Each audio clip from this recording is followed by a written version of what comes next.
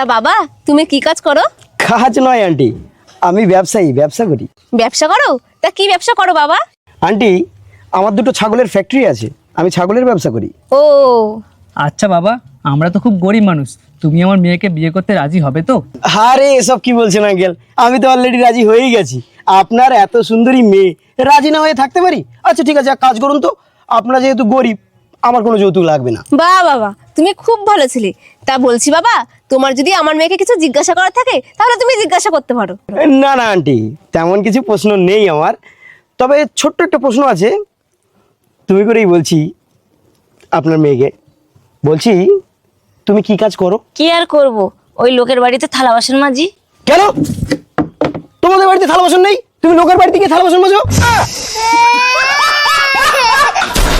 শালা, গরিব আমি অনেক দেখেছি, তোমাদের মতো নচ্ছর গরিব আমি দেখিনি। শালা বাড়িতে থালা বাসন পর্যন্ত নেই, মাটিতে ভাত জ্বেলে খাও।